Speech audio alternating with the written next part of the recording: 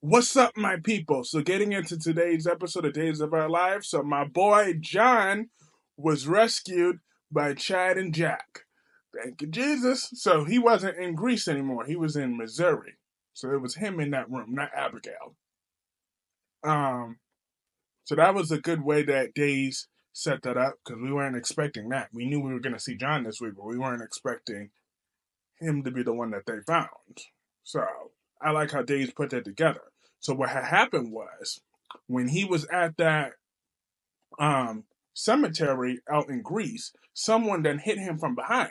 So that's where that blood came from. So my boy John, he was never on that suicide watch list. No, no, no, no, no. My boy John got way too much to live for to do any of that. So okay, but he doesn't know who hit him.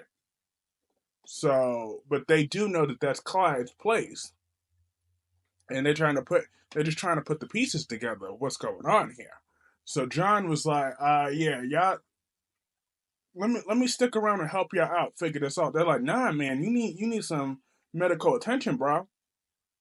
And John was like, nah, because I really don't want y'all alone here when my attackers come back, because apparently they did come to feed him some meals or whatever, but he didn't get a look at them.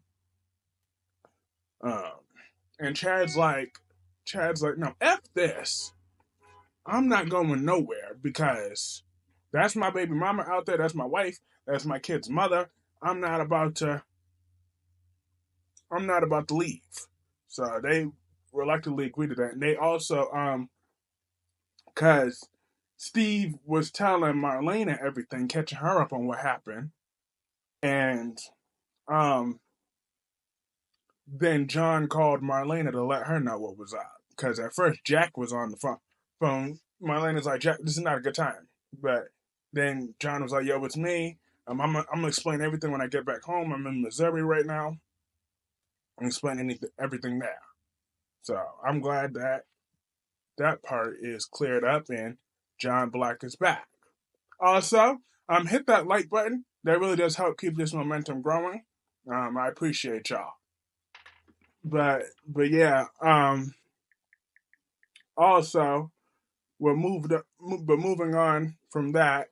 So all Sarah's pestering paid off because Xander forgave his mother today.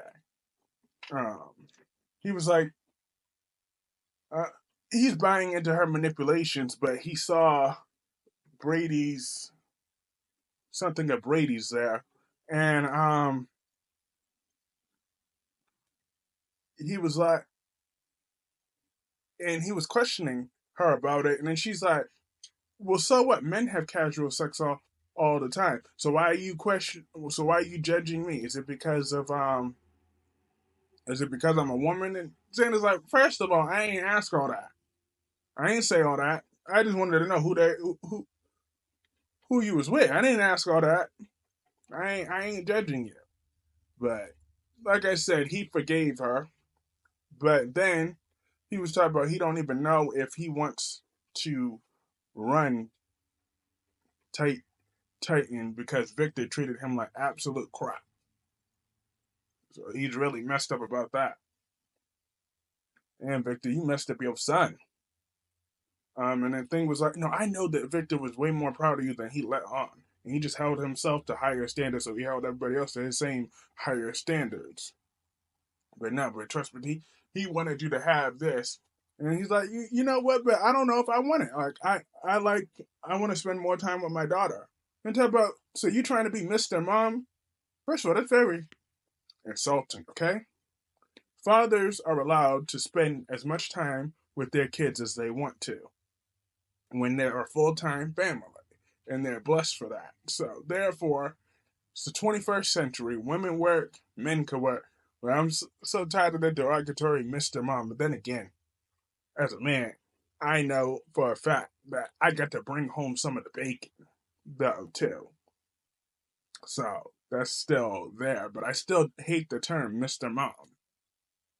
I just don't like that. Just because a father loves his child and takes care of them, oh, he's Mr. Mom. I hate that term. It's like, I don't like it. That's just me.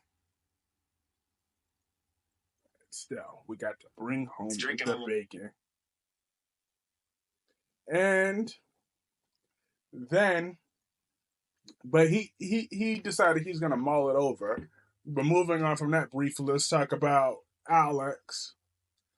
He actually wasn't really that much of a prick today. He was talking with Brady. They were having a nice conversation. Both of them tried to swear off women for a while. We both know they're both lying. So, lying to themselves. That's just crap. They both himbos. But Alex said, if I never see Teresa again, it's too soon. And he acknowledged that he didn't give up the spot yet, but he knows that it's Xander's. So, but after Alex's conversation with Brady wrapped up, he went to Titan to finally clear out that office, and he was taking. He took down a picture of him and Teresa. Then he took down whatever. And then he finally took his name out of that thing, and Xander walked in and said, hey, if you want to stay in any capacity, you can." And he was like, "Nah, no, thank you." And he said, "Are you sure?" And he said, "Yeah." And he said, I'm not even sure if I really want this," but he said, I was like, the company's in good hands, so but let me know if you need anything. And also, before I go, here's this watch um that Maggie got for Chris gave me for Christmas. He wanted Victor's son to have it, and that's you. That's you. And he's like, "I don't know if I can accept this." He's like, Alex said, come on, man, it's yours." So, man, he acknowledged this isn't your fault. This is all Teresa and Constantine's fault. So that that was actually a decent move of Alex for once. I really didn't hate him as much as I usually do. I mean, I still don't like him, but I don't hate it today only. Now, tomorrow or next week, we'll see. But he took a step in the right direction today. I give him that. It was a step in the right direction. Now, Stephanie was crying to the nag about Everett, and she's just like, "Oh my God, because all this, and I, I I loved him so much, and I I remember when he first found me. I wish he didn't find me, and blah blah blah blah blah. But I loved him so much, and all that extra. She was running the waterworks today. All right, word for word of the rest of that. But Kayla offered for her to stay with them and Steve, but she's like, nah, she needs her independence. So they don't want her to be alone. And she's like, I know where to find you when I need you. And then she ended up bumping back into Alex. So, yep, that pairing is definitely going to be back.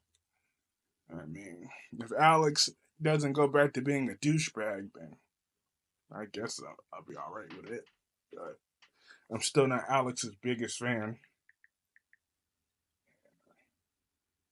Far from it. So, and but ultimately, I'm very intrigued about how this is going to play out with the with John and stuff. Who did that? I mean, because Clyde would just be so predictable again. If it was all Clyde's doing, like, can't somebody else be behind this? Because it never really made sense how Clyde had all this power. So what if Clyde has this partner? And that's the next part of the storyline of how it progresses. And the nag told them about Everett at the end. It was telling Marlene and Steve. That's what the nag did. And the nag's name is Kayla. So, yep. But ultimately, I thought this was a good episode. Let me know what y'all thought about this episode in the comment section below. Hit that like button. That really does help keep this momentum growing. And I will see you all in my live stream later. Peace.